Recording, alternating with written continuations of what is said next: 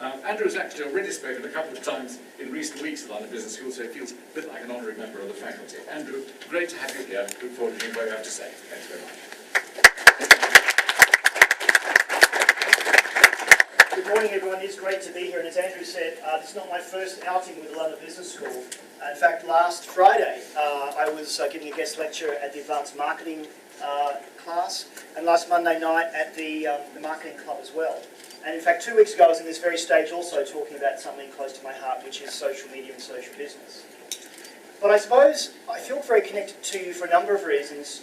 Show of hands, who here is doing their MBA? Well, 15 years ago, I was in your position. I did my MBA 15 years ago in 1998, back in a little town called Sydney. So I know exactly what you're going through and the challenges you're facing. And we have a lot in common because I bet that the marketing texts that you're using are probably very similar to the ones that I use because the core fundamentals of marketing haven't really changed in 15 years. But what has changed in 15 years is that when I was doing my MBA, there was no Facebook. There was no Twitter. There was no LinkedIn. There was even no Google because Google started in September of 1998. So I've come from a world where social media did not exist. It was real networking. It was going to events like this and exchanging business cards and ringing someone to say, what do you think of so-and-so? And in the last 15 years, I think the two revolutions we've had, the first is the internet. The fact that now you can connect to things. And whether you're a bank or a government or a university, you can now allow people to connect to your networks. The biggest revolution since then, I think, is social. Why is that? It now gives a voice to the customer. I can now talk back. I can now give my view on what I think of your brand, product or service in real time from my mobile, wherever I am. And I was doing a talk yesterday at a large advertising agency, and they said, well, the problem for us is that people say bad things about brands on Twitter, and they complain. Problem and an opportunity. Who here is not on Twitter? Come on, be honest. A few of you, including the Dean. 2 reasons why tonight you are going to sign up to Twitter. The first reason is brand protection. Unless your name is John Smith, there's a big chance you can probably still get your name. And guess what? I grabbed my @AndrewGrill handle back in 2007. In fact, back in 2007, I thought Twitter was the biggest waste of time. I really wondered why people would bother tweeting that they're having breakfast or they're coming to a conference. But I can tell you, if I hadn't joined Twitter, I wouldn't know how it works. I wouldn't know what it's like to be a consumer of Twitter and talk to brands through Twitter. And also, I wouldn't be standing here today. Because in January 2011, I was in San Francisco for the weekend, and I tweeted, I'm in San Francisco for the weekend. And another Australian who I'd never met saw my tweet and said, I live here, let's have lunch. Now what transpired was he and I got talking, he said, there's this guy you should get to know, he's looking to expand in London, and as they say, the rest is history. So if I had not sent that tweet, I would not be standing here today as CEO of Craig. So I encourage you to use these media. If you are going to be the cream of the cream, the fact that you're in the London Business School, you are already very, very smart. The fact they've let you in means you've got something going for you. But when you go out there into the big bad world to change a career, to get a promotion, whatever it is that you're doing by studying at the moment you all look the same. You all look very beautiful, very lovely, but you all look the same to an employer. So how can you actually stand out? How many here have a blog? Even fewer than the Twitter hands. At the Marketing Club on Monday night, similar numbers went up. The one piece of advice I would give you is start a blog. Why? Because you will stand out. If you have something to say, and you can say it on a blog, it becomes popular and people read it, guess what happens next? People start asking you to speak at conferences. They ask you to write papers. They ask you to go on television.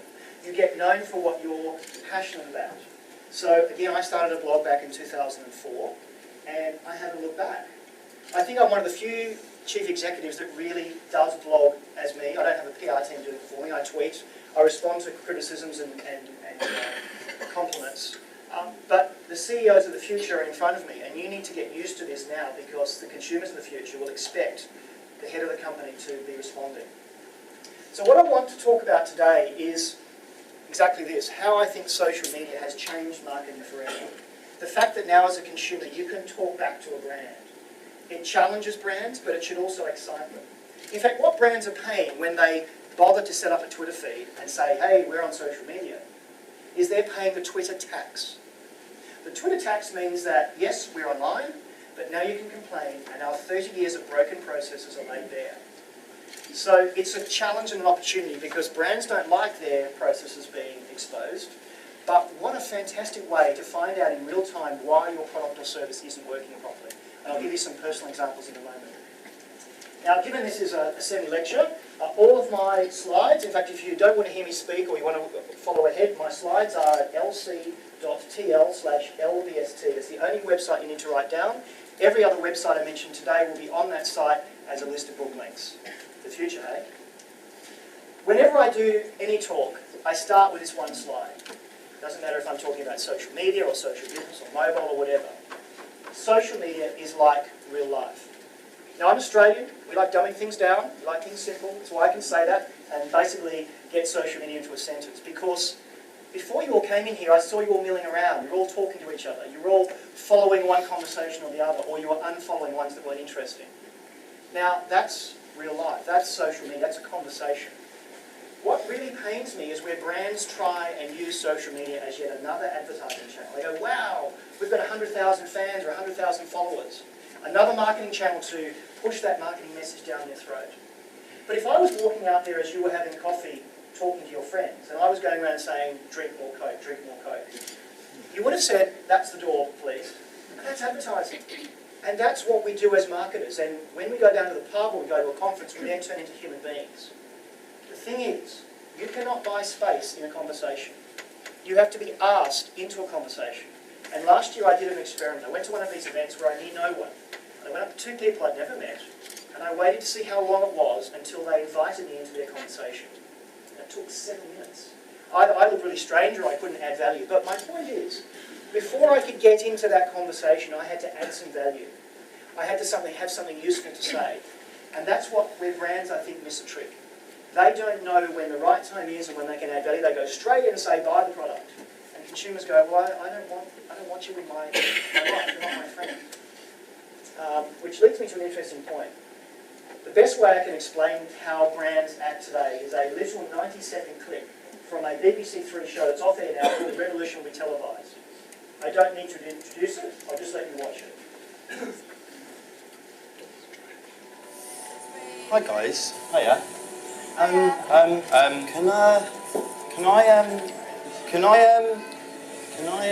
Can I be your friend? Can I be your friend? What? Yeah. Yeah.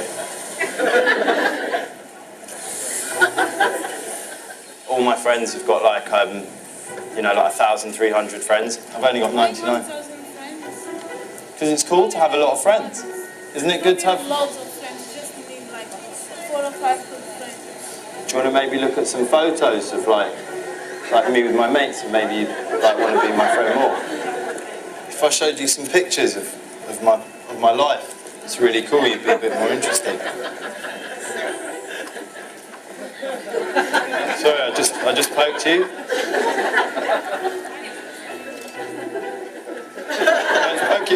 Can I just poke you then? Or? Can't poke you? Just go away. This is when all my really cool friends threw a party for me and it was really cool and I had a really good time and I looked really good. This is like me at a cool party with pretty girls looking cool. This is my friends playing this really cool game. You don't show any of your photos to strangers. What's wrong with you? Can I poke you?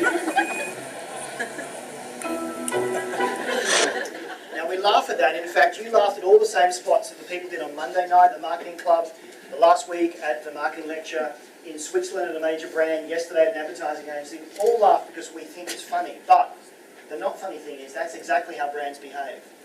Brands want you to be your friend because they want you to buy stuff. My point is that social media, because it's this revolution, because you can talk back, because it's now more like real life, you can't treat it the same way. There is a fantastic Facebook page called the Condescending Corporate Brand page that actually calls out brands that really do very silly things on Facebook. And I've just pulled a random on there. Every day they update them with brands doing silly things. This one was from onewayfurniture.com. Mind twister I found. This is unreal. Stare at the picture for 15 seconds, think of someone you know, then type in love in the comment box and see what happens. Yeah, I'd do that. Now, business school's not alone. Dear old Harvard up here said an entrepreneur needs blank to be successful, and Stanford thought they would ask fill in the blanks. A great leader is blank and blank. That's not how people talk. That's how brands want you to talk. Name a movie which does not have an S in the title. That's what I do every day. And finally, Walmart said if you like this or you share that, I mean, it's just ridiculous. But it's happening every day. And I'm sure people are forced to do this because brand managers and CMOs say, hey, we want more fans, we want more likes. Here's a newsflash. Likes and followers and fans can be bought. Everything can be gained. I was talking to Dean before. The dirty little secret at the moment is that bestseller lists on the New York Times, the Wall Street Journal can be gained. Guess what you do? If you're publishing a book, you get all of your friends to bulk buy the book the day or two before it goes live. They all get counted. There's a huge spike. It becomes a bestseller. Next week, what happens, so the Wall Street Journal say, is the sales drop off, the books get returned, but you retain that bestseller list you can put on your website or your blog or your Twitter feed. Life can be gained. And so, you know, we just don't want to believe this stuff. I think a really good news, though, is my old hometown in South Australia. This is a shot of Kangaroo Island. What they're saying is talking about how kangaroos are very friendly and you might like it. And what's your best memory of Kangaroo Island? It's not asking you to fill in blanks. It's basically saying share an experience. And that sort of brand is an experiential brand because Kangaroo Island's fantastic. You should go there. But it allows someone to say, I'd like to contribute to that conversation. So, short lecture there on how not to do things on Facebook. Now, marketing hasn't changed in that 15 years. We still look at this whole customer or consumer decision journey. And what McKinsey did back in 2009 is they took this apart and said how it was and how it's going to be with all these new digital things coming in. So we know if you're doing a marketing elective or your marketing course, we've got awareness, familiarity, consideration. You want people to choose your product and then buy it. And that's standard marketing. Well, let me introduce you to the consumer of the future. Her name is Madeline Grill and she's my 6-year-old daughter. This is a picture of us at Starbucks a few weekends ago after swimming. Her treat is after swimming she gets to play with my iPad. And she's looking here at an app that she wants to buy. It's called Dream Pet House. And I said, Madeline, what are you doing? She said, Daddy, I'm looking at the reviews. Right? Why are you looking at the reviews? Well, when Mummy buys things on Amazon, she looks at the reviews to see what's good, and if it's any good, she buys it. I want to see if this is any good, Daddy. It's really good, we should buy it. So here is a 6-year-old girl. Now, given she's very smart, obviously, she has her own Twitter page, she has her own website, she lives in a family where she has her own iPad. This iPad is my new one, which I got for free. More of that in a moment. So she has my hand-me-down. But she is now saying, I'm going to look for reviews because that's what I want to find out about the product. That is your consumer of the future.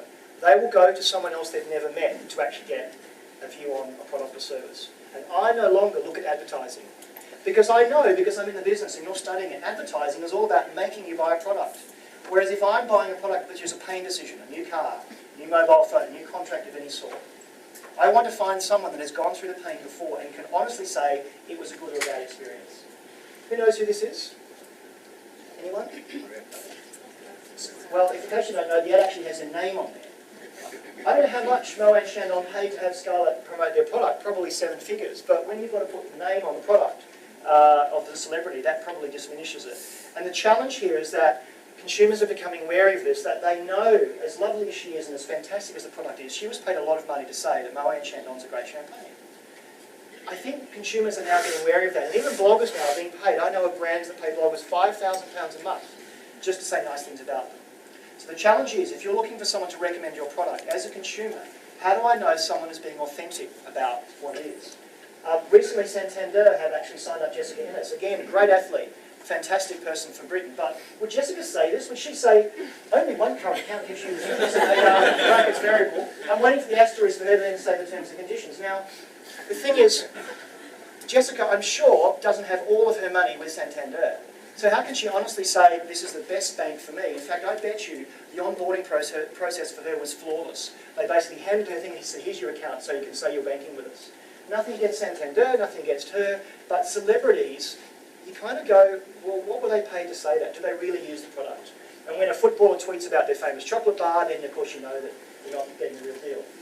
So what McKinsey says is, this is all turned on its head. Now this is a piece of work they did back in 2009. It's more relevant than ever now because they're now saying it is a loyalty loop. What they propose is that in the consideration set, there are now so many choices that consumers actually reduce the number of products they look at because it's just too hard. Which means this outer loop here, consideration evaluation, is where social media kicks in. This is where I'm saying to my followers, what do you think of product X? What's the best place for? What should I do? Which one should I buy? If I then come and buy it, I then enter the loyalty loop where I never go out and consider again, I stay in here. As a brand, that's what you want to find. People that are within that loyalty loop and never leave, and I keep telling you how fantastic the product is that I'm using.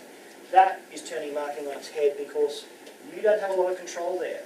Brands think they do by saying we've got 100,000 fans, but if those fans aren't saying your product is fantastic, you're wasting your time. Who knows who EE is? Everything Everywhere. They have a real problem with their branding anyway. A whole other lecture on this because they also are Orange and T-Mobile. I'm an early adopter. I like having the first things, and I wanted to get 4G, and I wanted to be one of the first people in the UK to get 4G. So I actually lined up outside the Kensington High Street store. There was no one else in the line. Went in there, and I tried to get my EE service. To cut a long story short, because you can read my blog post on the experience, they sent me the wrong SIM card twice. A bit annoying. So what I did is on the phone I said, look, I haven't used this for a week, can I get some compensation? They said, well, you can fill in a form and we might think about it. I said, well, I don't fill in forms, I tweet. So what I did is I tweeted, I said, hey EE, so want to go to 4G, but you've been at 0G since yesterday, and a picture of my phone saying no service. Now I'm not a celebrity, you've just met me, I'm not that famous. And what happened next surprised me. They said, well, if you tweet either Orange Helpers or T-Mobile, I mean, bit of brand confusion there. I'm an EE customer, and they told me to go elsewhere. So what I did next is I blogged about it. And I was even surprised at what happened to me. I run an influencer company. I know what it's like to find influencers, and I became one myself. So I blogged about it. I got into the Telegraph. They talked about me. They named me. They put a link to my blog. And then the traffic to my blog started coming from banks and governments, reading about whether 4G was actually any good on EE. My traffic for the blog went through the roof. I normally get 100 views a day, a few more up today because you all go to my blog. I hit big peaks. Lots of retweets. And then what happened is I got in touch with EE and I said, I think I should come in and talk to your chief executive. And they said, as they do, he's very busy. He's actually in a board meeting talking about your blog post because you've really... So wanting to make a good thing out of this because I don't want to see brands fail. I want them to learn from this. Now, they were very lucky it was me because I know how this all works because I run Cred. I said, you need to set up an advocate program. Get maybe 5 people, including me, and I think you should, I was very cheeky, I think you should give them a free iPad and maybe 12 months worth of service. This is my iPad from EE. So I chose 5 of us, here they all are, people that I know well, but I have no control over. And EE, to their credit, said, okay, we're going to do that. We're going to give you all the device. We're going to give you 12 months of 4G service. And all we ask of you is that once a month you talk about the service, good or bad. No control, no editorial, just say something. What's happened is these 5 people, including me, have all said great things because we've now got a relationship with the brand. And so I think the advocacy program that we've actually set up has done a number of things. It's actually changed my relationship with EE. When people complain about the service, I now have a direct line into their PR department, and I get treated the same way as Jonathan Ross. The executive team that deals with celebrities actually also take our queries and actually fix them. And so what happens is people that write about their problems with EE, and they then say, Andrew, can you help me fix it? I help them fix it, and they say, it's all fixed. People even write about the advocacy program, about how whether EE are taking a risk. And then what happened even surprised me. I was in Switzerland 2 weeks ago, and Sky News rang me and they said, we're doing a piece on the 4G spectrum auction and we'd like some commentary as you are obviously a 4G user. And so I appeared on Sky News on Skype from Switzerland. This is crazy. I'm some guy with a blog who upset EE and now I'm on Sky News. So I got some influence, obviously. The best example, who's heard of United Breaks guitars? A few people. A guy called Dave Carroll, who was a guitarist. This is from 2009, so it's a bit old now, but it's a good example. Dave was on a flight, I forget where it was, but he looked out the window. This is actually his video, it's not actually what happened. And they saw the baggage handlers throwing his guitar on the ground. And he got a bit upset about that, and it was broken. And so 9 months later, when United didn't care, didn't do anything to compensate him, he said, I'm going to write 3 songs about you. One of them's going to be called United Breaks Guitars. And you can actually watch it there. With Game & Style now, 12 million views is a bit pathetic, but what happened is it actually wiped $200 million off United's stock price because everyone went, United really don't get customer service. So even 3 or 4 years ago, you had people that had a real impact. What Dave's done next, he now has founded a company called Grapevine, which actually helps companies deal with complaints. So he's become from a guitarist to someone helping people. I mentioned before that you can game things. There's a great website called Status People Fake Followers, and you can type in a Twitter name and they will work out whether they think your followers are fake or not. And it's very interesting when you type your own in there as well. So the point is you can actually buy followers, and you can buy that. I had a client ring me a few months ago and they said, Andrew, I need 150 followers by Friday. I said, why? First of all, I'm not going to do anything for you because it's against my ethics. But they said, well, the reason is we promised the client 300 followers by the end of the month and we're 150 short. So you've got brands out there that are just dictated to by what other people think in terms of when followers matter. And I said, what you can do, I would not recommend this, is go to a website called Fiverr and you can buy 1,000 or 10,000 followers overnight. They'll all be scantily clad women from Russia, but if that's what you want, then go for it. The other thing that's happening that won't be in your marketing textbooks is the notion, it's happened fairly recently, called real-time marketing. And some brands are doing it really well, and some don't get it. And the best example was during the Super Bowl a few weeks ago, the power went out. Now, the one brand that really scrambled and did something really well was Oreo. They tweeted, power out, no problem. You can still duck in the dark. Now, they had no idea that the power cut was happening. They had no idea how long it would last for. What was smart is they had their social media team, their brand team, all the people that could make a decision about approving an ad in the same room. Again, they weren't sure how long it would last for. They developed an ad and they tweeted it. Really smart. Now, has it made me buy more Oreos? Probably not. So then, the weeks later at the Oscars, other brands thought, we'll have a go at that. Bing thought, we'll just put the Oscar hashtag there and then tweet out rubbish. Didn't really work. Sprint tried to get into the spirit of things about Lincoln. That was kind of okay. Victoria's Secret talked about what Jennifer Hudson was wearing, and I don't even know who these guys were, but they did a 6-second vine on some salad dressing. But they had the Oscar hashtag, so it must be related to the brand. Well, that, ladies and gentlemen, is really dumb and lazy marketing because it's just putting a hashtag there. Just as if I put the hashtag for this event and wanted you to buy something, that would be pretty lame. So how do you measure influence? Andrew talked before the introduction about what I do. I run a company called Cred, which competes directly with companies like Clout. And we give you a number. What's different about us is that since November 2008, we have been collecting every single tweet in real time from Twitter. This afternoon you'll hear from Tony at Twitter. We're one of their biggest customers. We actually collect tweets directly from Twitter and we store them. So we have 150 billion tweets that we've collected over the last 4 years. And so what we do with that is we look through all the active people on Twitter, about 250 million. We look at what they're saying, who they talk to, and we try and measure their influence and we give them a number. The problem with these sites, including mine, is that they need to come with a health warning. The biggest number is not always the right number. So you can have a Clout number of 71 or a Cred number of 890 over 8. In New York a few months ago, I did an experiment in a room much like this. It was called the Pivot Conference, and I thought, let's actually create a pivot score in the conference. I asked everyone to think of a number between 1 and 100. Ironically, no one thought of 100, but I got the person who had 93 to come out on stage, and the next highest was 82. And so I said, right, I'm going to give the job to the person who has the highest pivot score in the room, because clearly you have the most influence. And so I got the 82 guy to sit down, and Mr. 93, I said, what do you do for a living? I'm in marketing. I wanted a rock climber. So even though he had the highest number, he had the number in the wrong area. So whenever you're looking or using these scores, you need to know where someone has influence. And so what we do is we actually say, what are the top communities? Where do I have real influence? And so I should have influence in social and digital. I shouldn't have influence in automotive or mummy blogging, which I don't. And in fact, if you type Justin Bieber in here, he'll have a high influence score, but a very low outreach score because he doesn't talk to some of those communities. So if you're looking to use influence as a measure or put it on your CV, which a lot of people are doing, you need to have some context. I have a high cred in marketing. I have a high cred in management, not just I have a high cred because if I'm looking at it, I'll go, well, you don't know what you're talking about because you're just putting a number there. And if you go to cred.com, this is the sponsored content part of the presentation, you can actually look at your brand, your company's brand, and get a whole lot of information about where you have that influence. And these sorts of tools are becoming more influential and important because there is just so much data out there. There are just so many tweets, so many posts. Unless you use technology, which is why we're here today, you don't have a hope of actually understanding what it all means. There's even a leaderboard we've set up. This was a screenshot from a while ago, so it's not full. But if you actually look at the link here, lc.tl/TMS, we are ranking this room. Cred is looking at all of your tweets with the hashtag, and we can actually see at the end of the day who has the most influence in this room. Kind of freaky. What I'd like to talk about next is moving from social media to social business. It's a personal sort of hobby horse of mine because I've kind of done my time in social media. I can tweet, I can Facebook, I know about LinkedIn. I'd like brands and companies to start making real use of this.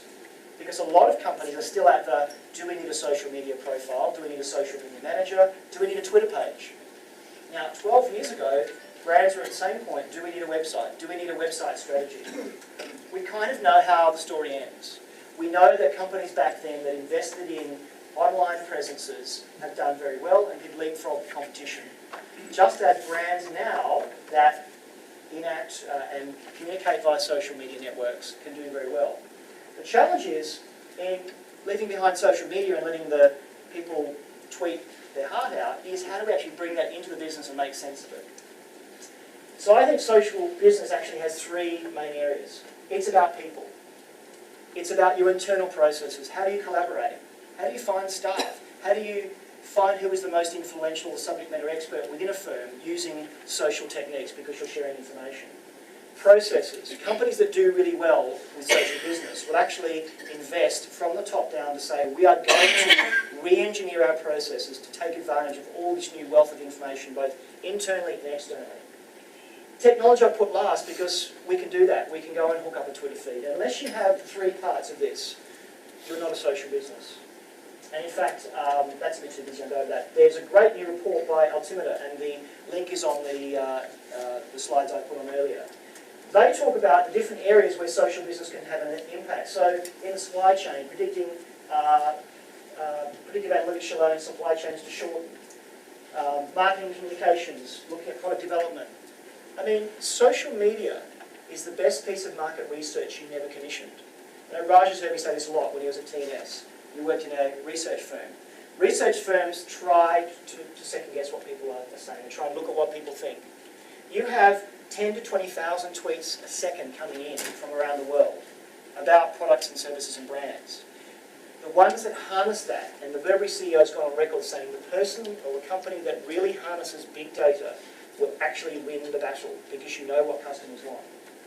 Other areas where it can come into an impact. Sales.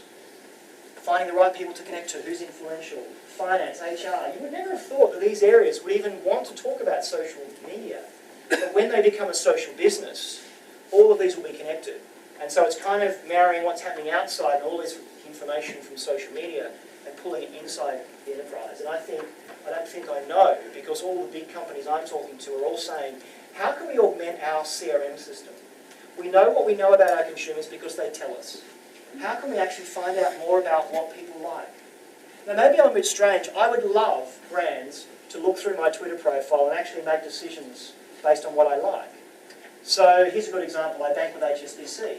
But every time I go overseas, which I'm doing on Sunday, I have to ring them to say, I'm going overseas, can you not block my card when I spend money on it?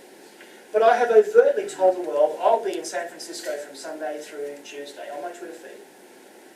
Imagine if they could scrape that. They didn't need my permission. They were happy to look at it. It's all public. And then put a flag on my account because they know that Andrew Grill is really Andrew Grill, customer number, whatever. Andrew will be in New York or San Francisco next week. Let's actually make sure he can use his card. That, to me, is a smart social business because I've told the world, without even thinking about it, where I'm going to be. And if you start enacting on that, I then become a happier customer. Another report that was fantastic by Capgemini looked at the digital advantage. And this was a really amazing report because they'd spent 2 years looking at a number of companies and also looking at how their share price and their profitability happened depending on where they were.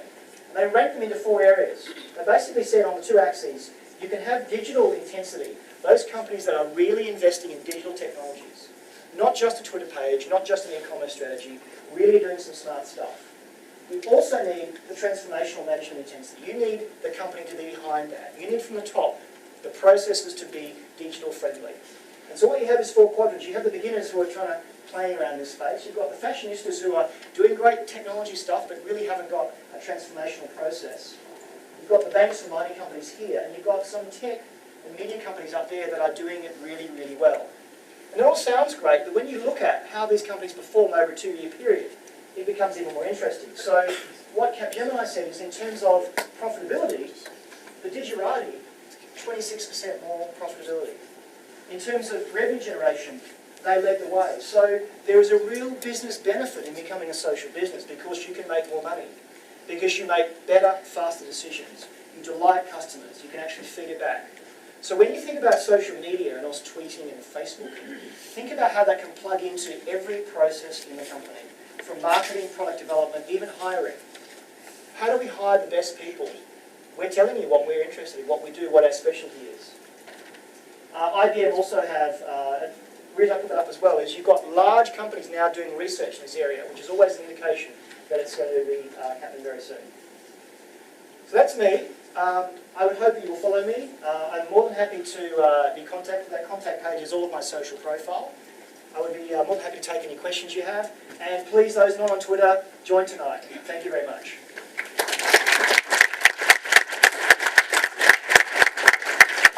Any questions at all? You've got a roving microphone. Any questions? At the back there. And you have to ask me a question I can't answer. I've yet to be baffled by a question. So please ask me something really hard.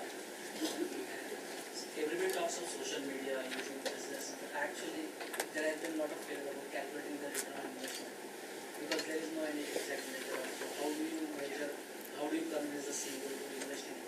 To show him exactly, this is what you are getting. It's a really good question because on the scene that people are just tweeting and blogging, it's a really heavy expense to do all that and actually make some sense out of it. I think part of what we showed before in the social business space is where you can actually start looking at some numbers and look over a period of time. That's when you can look at ROI. But I think at the moment it is really hard to say if we have a Twitter presence, it will increase our ROI. Because in the short term, you'll get a bloody nose. In the short term, you pay the Twitter tax and people complain about the brand and you go, oh no, what have we done? We've now got people complaining about us. Surprise, surprise, you've got a lot of people out there that are telling you what you're doing wrong. So I think you need to invest. It's very hard to say that in 2 weeks of having a Twitter feed, everything's going to be fine. In fact, it's going to be some very turbulent times initially. So I think you need to look at what are your objectives. And if you kind of know that by having a Twitter feed, your delivery process, delay times are going to be exposed, why don't you fix them before you go online? I worked with John Lewis when they started their first Twitter feed, and surprise, surprise, the things that people complained about the most for John Lewis were delivery times. And they knew that, so he knows. So fix it. And when you're fixing it, tell people through the channels they're complaining on, we know about it and we're fixing it and buy you some more time. So the ROI question is very hard. But I think once you get to this sort of stage, you actually marry it up against what your objectives are, then you can do it. But short term, very hard. You almost have to bite the lip and go, we have to do this. Good question. At the front here. Yeah, what do you think happens to traditional brand advertising under this new model? So I'm not going to stand here and say that TV advertising will go away, radio, TV will go away. I'm hoping that it'll be integrated. Not integrated where the lazy advertisers say, friend us on Facebook. I've seen a lot of brands now have a very expensive TV campaign. The call to action is go to Facebook, which I think is crazy. You spend so much money on your brand and your infrastructure, you're saying go to Mark Zuckerberg's brand. So I don't think it'll go away, but I think my point about the advocacy and recommendations, I think consumers are now looking to real people for recommendation. The other tip is if you're looking on a TripAdvisor or one of these review websites, the 5 out of 5 is the brand, the 1 out of 5 is the competitor. Look in the middle. Look for someone who's had an okay experience but is willing to talk about it. So I think that's where brand advertising will change. But I know, because I'm in and outside advertising agencies all the time, they are scrambling to become smarter marketers. The day of the TV ad for 30 seconds will sell over. It has to be an integrated campaign because I don't watch that much television. I watch catch-up television or I watch it on my iPad. I don't watch a lot of linear television, so I don't see a lot of ads. But I get exposed to products through my network, so I think it's shifting. I think I'm probably 5 years ahead of the curve because I'm a bit crazy. I've been doing this for 20 years in terms of playing with technology. So I think probably there'll be a shift in the next 2 or 3 years. Over there, Christian. Hi, Serene. You talked about. Yeah. Okay. So you mentioned that people are increasingly looking towards social media and their networks to make consumer-based decisions about what they want to buy. To what extent, or do you have a perspective on whether people are looking towards those same sources of information to better understand the world? So, for example, instead of looking at traditional news sources to understand current affairs and business affairs, are they looking at all towards these networks to perhaps better understand the world or current affairs? Good question. I think journalism is becoming fragmented. I know that when Michael Jackson died, I read about it first on Twitter, but I went to the BBC to double check the source because BBC, it's great, I love the service, they double check everything because they have to. So if the BBC says it happened, it probably has. But I know that I get my primary news source not from the major channels, I get it from my networks. But I also have about 8,300 followers. So I have 8,300 research assistants that are sending me stuff that is really, really interesting. So I find that by dipping in and out of Twitter on a daily basis, I can stay up with what's going on. And guess what? If something is trending or lots of people are talking about it, it's probably happening now. It's probably worth looking at. So to your point, I think we don't have to rely on the Bloombergs and the News and the Skies as our only source. We can go outside there. And with people becoming particularly niche in what they're looking for, traditional news outlets can't cater for everything. So I think it is shifting. The thing that is really interesting is that journalists will then look for people like me as sources. The reason I got on Sky News is they wanted a vox pop with someone who had actually had an experience with 4G. So when you write this blog you're all going to start tomorrow over the weekend, if it becomes popular enough, journalists will look to you as a source. So it's coming back the other way now, and journalists are always scanning Twitter. A good friend of mine, Andrew Hoff, the Telegraph, he always says, send me stuff, because I'm hungry for news. So journalists are now almost beholden to social media for sources as well. Question down the front. If I'm a consumer looking for some review on product, how can I believe that the blogger who is sponsored by the particular company has impartial review on the product? Yes, the question was, if I'm looking to look for a product or service, how do I know that it's really hard? And so I've got a bit of a nose for it now. I can smell BS a long way off because I've been doing this for a while. But I think you need to check lots of sources. So if one person says it's absolutely fantastic, if they've got a decent Twitter feed, have they talked about the product before? Does their blog mention it? Are they being transparent to say this is actually a paid consideration? There are bloggers out there that don't actually say, I've got a free iPad. So when I talk about my iPad from EE, I always disclaim it because I want you to know, in context, that when I'm talking about EE, I've been given something in consideration. I think you need to do your homework. I think you need to ask other people as well. So I wouldn't just check one source and say that's excellent because it probably has been paid for. And that's the real challenge. At the moment, people will believe reviews because they think they're legitimate, and it's becoming harder to spot the fakes. Yeah. Question in the centre here.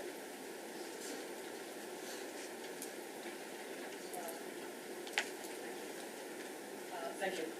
While you were speaking about CRAD, I was thinking about research and the way research papers are assessed in the academic environment. And basically, probably you know that there's like universities use citation index, impact factor, and statistics like that. So I was thinking, and it's a big business. I mean, there's companies like Thomson Reuters or Elsevier making a lot of money. Also providing statistics about the media and the impact of media.